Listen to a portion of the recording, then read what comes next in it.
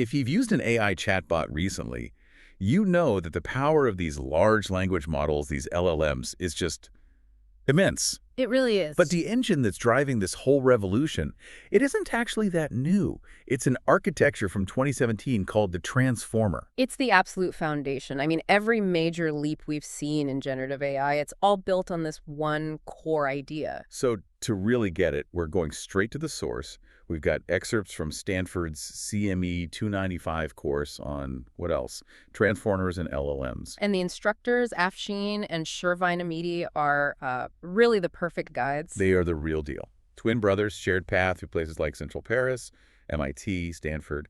Then they specialized in this exact field at places like Google and Netflix. So they know this stuff inside and out. Our mission today is basically twofold, just like in their class. First, we need to understand the mechanism, what makes the transformer tick. But to really get why it was so brilliant, you have to look at what came before. Exactly. We have to trace the history of the ideas that failed, because that's what made this 2017 breakthrough so necessary. Okay, let's unpack this. So natural language processing, NLP, it's really just about doing math with text. Right, getting computers to work with language. You can sort of group the tasks into three main buckets. Yeah, you have things like classification, where you predict one thing, like is a movie review positive or negative? Okay, simple enough. But the hardest one, the one that really pushes the architecture, is generation. That's where you put text in and you get new text out, like a summary or a chat response or even code. And if we connect this to the bigger picture, that's where evaluation gets really tricky. Because there isn't just one right answer, is there? Exactly. There could be 10 perfectly good ways to translate a sentence.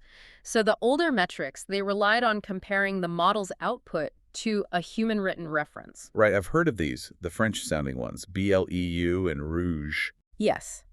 But needing those human references was a huge bottleneck.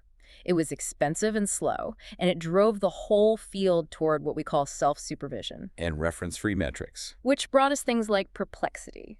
It's a way of measuring how surprised a model is by the text it's supposed to predict. So lower perplexity is better. Lower is better. It means the model is less surprised, more confident. It's a much more efficient way to measure progress. Okay, so before a model can even think about a sequence, it has to face a much more basic problem. It can't read. Right. It only gets numbers. So the very first step is turning words into something a computer can quantify. And that begins with tokenization. Just slicing the text up into pieces with tokens. Yeah, but the real question is how you slice it. If you do simple word-level tokenization, you run into a huge problem. The out-of-vocabulary problem. OOV. A massive snag.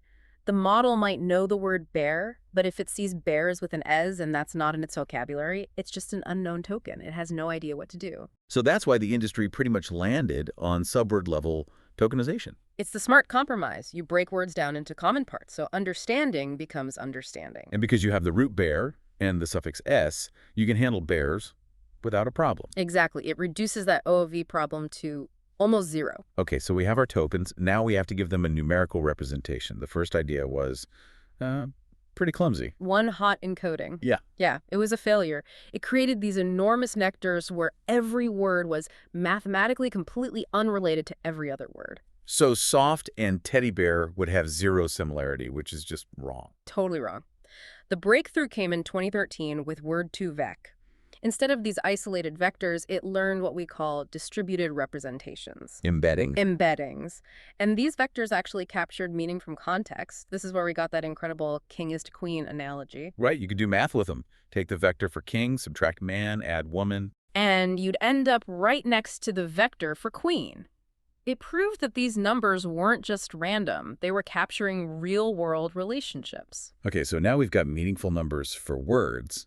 But language isn't just a bag of words. Order matters. Sequence is everything. And that's what led to the architecture that came before the transformer, the recurrent neural network, or RNN. The idea dates way back to the 80s. Yeah, and it was the first real attempt to handle sequence. It processes text one word at a time, and it maintains this thing called a hidden state. Which is like its memory of what it's seen so far in the sentence. In theory, yes.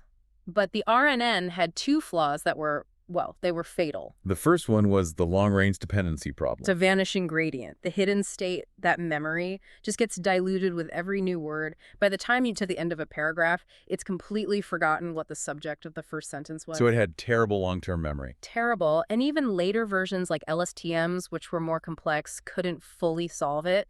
But the second flaw was the real killer for modern AI. Slow computation. You just can't train them efficiently because it has to process word 1, then word 2, then word 3.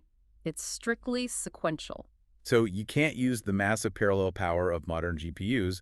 It's a computational bottleneck. A total bottleneck. The architecture itself was holding back progress. Here's where it gets really interesting. Yeah, because the failure of the RNN forced a total rethink, a complete architectural break. And the solution started with this concept called attention.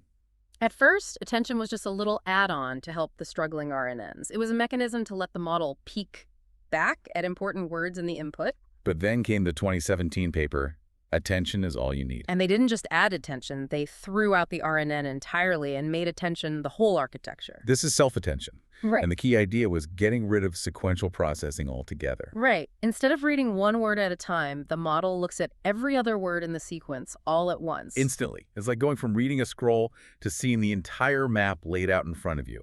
A perfect analogy. And that immediately solves the speed problem because now the whole process is parallel. You can use a GPU for what it's built for. And it solves the context problem, too. The word bank can look at the whole sentence and know if it's next to river or money.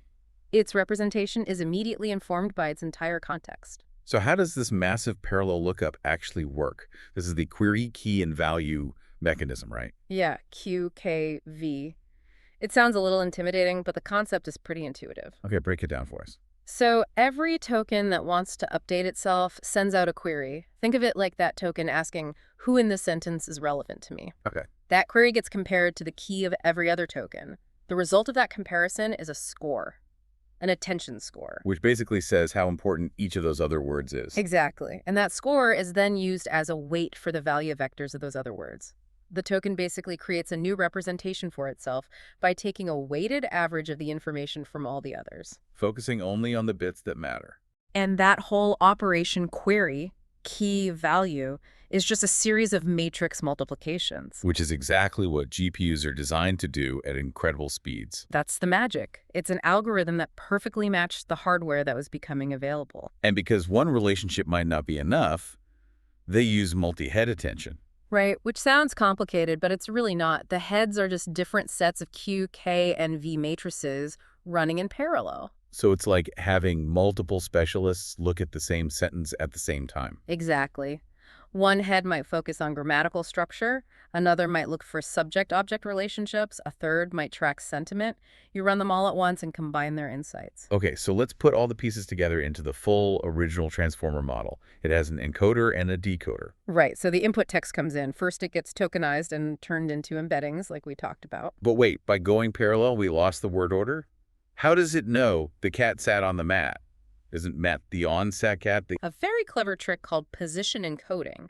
They create these mathematical vectors based on sines and cosines that represent the position of each token, first, second, third, and so on. And they just add that vector directly to the word embedding. They just add it in. It's a way to re-inject the sequential information we lost. So that position-aware embedding goes into the encoder stack. Which is just a pile of these self-attention layers. Its only job is to look at the entire input sentence and produce a set of really rich, context-aware embeddings. Okay, so the encoder understands the input. Then we have the decoder stack. The decoder's job is to generate the output one token at a time. And it uses two different kinds of attention to do it. The first one is masked self-attention. The mask part is crucial. It means when the decoder is generating, say, the fifth word, it's only allowed to pay attention to the first four words it has already generated. It can't cheat by looking into the future of its own output. That makes sense. It has to be causal. What's the second type? This is the most important link. Cross-attention. This is where the decoder connects back to the encoder. So the output talks to the input. Yes. The decoder's current state acts as the query, and it looks at the rich embeddings from the encoder, which act as the keys and values. This is what keeps the translation, or the summary, relevant to the original source text. And this process just repeats until it generates a special end-of-sentence token. That's it. And there's one last little training trick the sources mentioned that made a big difference: label smoothing. Right. Because in language, there's ambiguity. There might be a few equally good words that could come next. So instead of telling the model during training that the target is 100% one specific word, you smooth it out. You say it's maybe 95% this word, but there's a tiny chance it could be one of these others. And that small change prevents the model from becoming too rigid, too overconfident. It gives it the flexibility to generate much more natural, human-like text. It was a small detail that had a huge impact on quality. So to pull this all together, we went from these slow, forgetful, sequential RNNs to the transformer. And the absolute key was attention. It allowed for parallel processing, which unlocked the power of modern hardware, and it gave every single token a full view of its context within the entire sequence. That architectural shift is really the reason modern LLMs can even exist at this scale. Precisamente, we finally built a machine that could read the whole page at once instead of one word at a time with a failing memory. But what's interesting, the sources point out that when the transformer dished sequential processing,